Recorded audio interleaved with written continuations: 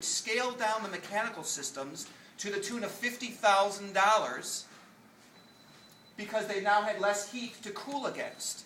So really, truly, true story documented that by tuning up the paint color, they literally saved $50,000 in the mechanical system. So the only way you get there is through this integrated approach. So again, if I haven't beaten you all over the head with this, this is real, and it can have real implications, and in achieving a high-performance building. I think there's another level of integration too. I just wanted to mention so we could acknowledge a couple of people here.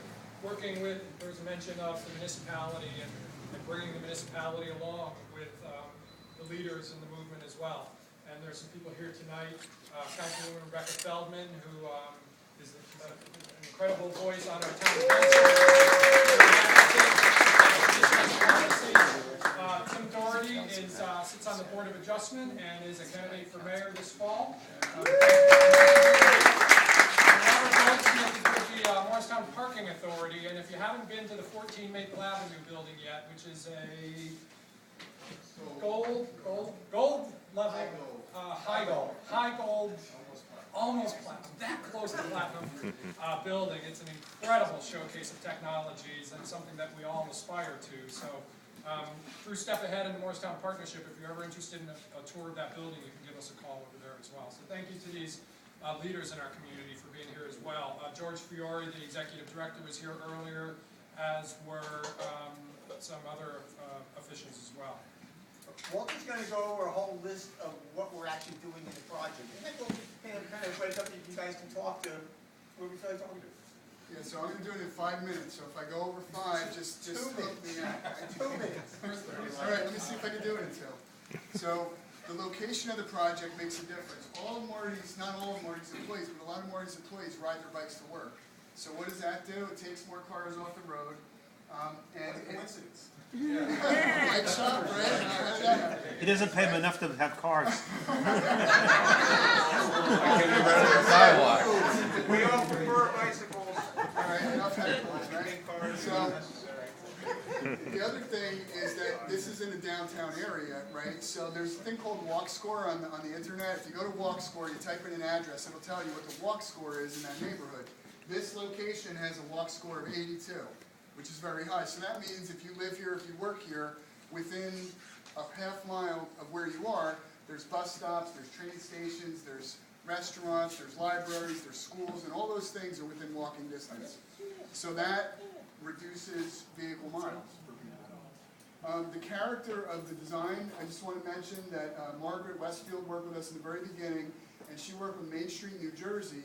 And part of the reason that we have the striped awning canopy and the entablature out front in Marty's is from the recommendations from the design guidelines that were originally promoted through the Morristown Partnership for the town of Morristown. So we kind of picked up on the character of the street, we maintained that, we reinforced it. And then the look and feel inside the store, we're going to use a lot of natural materials and salvaged wood, FSC certified wood on the floors. So we're using wood that's sustainably managed. And then there's a lot of openness and light. There's a lot of daylight in the store. We have all these windows. We expanded them to have the old clear stories back. So we're going to have windows going all the way up to the underside of the floor below. We put a big window in on the south elevation so that when people are driving out of town, they can see into the store and see that it's a bike shop and really recognize more about what this store is all about. We also added 2 skylights. And the skylights are going to bring natural light into the back areas of the store that didn't have a lot of the natural light from the windows up front. And those are really high efficiency insulated skylights, and they diffuse the light really well, and they keep the energy inside the space. And they also don't allow the sun to overheat the space. We're using closed cell foam in the walls of the existing walls, so that tightens up the envelope. It's like putting on, a tight warm jacket in the wintertime. Marty's place, we did an energy audit. I think Chris Barrows is here who did the energy audit. There were 16 air changes per hour in the store. So when they put the blower door test, which you probably don't know what that means, it's basically, there's so many holes in the walls and the floor and the doors and everything that it's like having 2 doors wide open all day long. And so we're tightening all that up to the point where we're going to have very little holes. We're using an energy recovery ventilator to bring in fresh air, so that's always going to keep the air fresh inside the store. And when there's a lot of people in here, breathing CO2, the energy recovery ventilator brings in more fresh air so that we don't all pass out and get headaches from each other's carbon dioxide. And that really happens. And then we're also considering a rain garden in the back to help. We have a drainage consideration over here on this wall where some moisture is coming through the wall. So we're looking at using a rain garden to channel the water back to a rain garden in the back, which is a deep hole that has plants that really suck up the water very quickly. I don't think Carol Huber's here. No, but she's the landscape architect. She's also local from Morristown.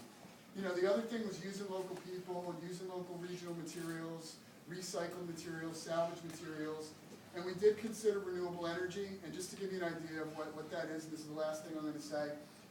2,000 square feet of roof on Marty's back building. We looked at that. Approximately yields 36,000 kilowatt hours over a year's time of energy.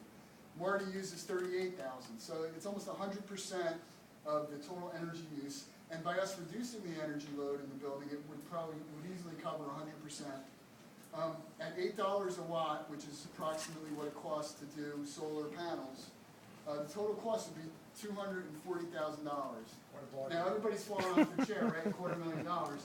But after you do all the credits and the rebates that are available, federal and state rebates in the state of New Jersey, that cost, the initial direct cost in the beginning is $98,000. So with that, the net gain is approximately $10,000 a year for every year after you paid for that initial investment, which is a 7-year payback.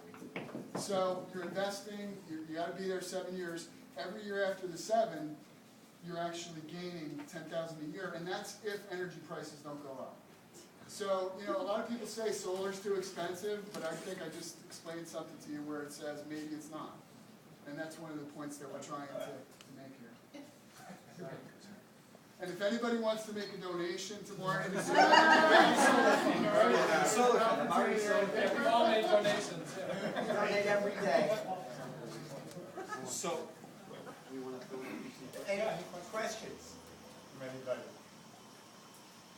So there are Or gonna be now? solar, there are gonna be solar panels, right? No. No? No. Maybe phase 10. After everyone buys their new bicycle. You already did. How many times over? But you're not gonna have anybody running around back on a bicycle all day and. They need to hook the bikes up. I was gonna just spread my mind, someone's gonna be generating. I have a question. This was an old building, 1840s, you told me, Marty? 1840s, you can see, when you come over here, you can look in the basement, you can see the beams. Still have markup. They're marked. Yeah. So what special obstacles did that present to you? That's a good question. The existing building, you can see right here, there's kind of a bump down in the sheetrock right here, okay? The existing building ended right here. And so over the years, and then they built in the 1920s, they built a storefront onto this. And what had happened is the structure that was in place wasn't really adequate. Back then they didn't have building code, building inspectors, you forget about that. And they just built things, but they built them pretty well. But after 80 or 100 years. This is what was above there before. This is so cool. This is a hand-hewn beam that was pegged. So pegs went through these holes here. So that's what this was built out of. This is what we took out of. So talk about no code. Pretty amazing, but pretty cool though. We're gonna do something with this. We haven't figured it out. but if I can add that this was a surprise, if you will. Not a surprise, but an unforeseen condition. And the point there also is, you know, if you don't fully follow this integrated approach I've been talking about, at least if you can be doing a renovation of an old building, make sure that you have somebody do some selective opening and some selective demolition before you start the project, so you can really, really look into the building, because typically renovation projects, there are structural issues. And better to capture it up front, because in our case, we found it after we got started, and you know, it was about 4 weeks of working that out. That we could have been 4 weeks ahead. That was So, the biggest stumbling block we had. Yeah. Was that. It took a lot of work and a lot of effort to figure out what to do and then to install. This stuff that goes across here, and across there. They installed these steel beams. You should have seen these guys. They jacked the whole building up. These guys were dying putting this thing in. Pictures of your website. Yeah, it's on our website. You can see pictures of those beams. It's amazing what they did. Pretty cool. And in the process, this is funny though,